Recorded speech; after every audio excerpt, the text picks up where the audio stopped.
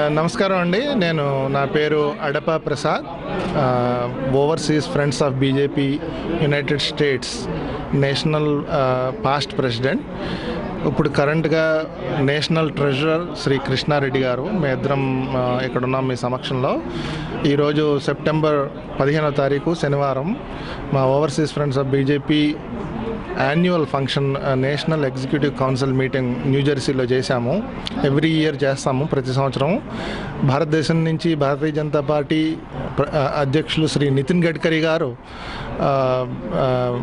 Organising secretary Ramlal గారిని ఈ function కోసం పంపించారు.